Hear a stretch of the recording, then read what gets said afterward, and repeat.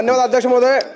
अध्यक्ष महोदय, नागपूरमध्ये एवढी थंडी आहे, महाराष्ट्रात सगळ्यात जास्त थंडी या ठिकाणी आहे.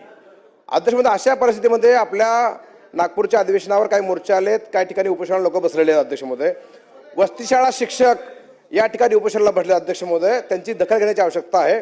त्यांची मागणी आहे, कारण ते शिक्षक वाडी, वस्ती, तांडा, पाड्यावर जाऊन ज्ञानदान करतात. अध्यक्ष महोदय, आदिवासी भागामध्ये जाऊन ज्ञानदान करतात आणि असे शिक्षक आज 1982 जुनी पेन्शन योजना यासाठी ते उपोषणाला बसले. त्याचबरोबर वरिष्ठ आणि निवड श्रेणीचा लाभ त्यांना मिळावा यासाठी ते उपोषणाला बसलेले आहेत. त्याची दखल शासनाने घ्यावी. याचबरोबर अध्यक्ष महोदय, महाराष्ट्र राज्य गाव कामगार पोलीस संघटना ही या ठिकाणी उपोषणाला बसली. अध्यक्ष महोदय, त्यांची मागणी वय 60 वरून 65 करण्याचा एक विषय आहे.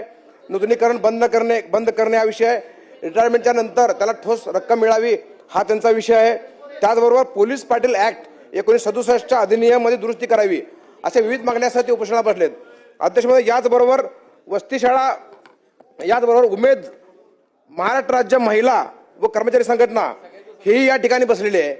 उमेद महाराष्ट्र राज्य ग्रामीण जीवनज्योती अभियानास स्वतंत्र कायमस्वरूपी त्यांना विभाग मिळावा यासाठी ते अनेक विविध मागण्या आहेत.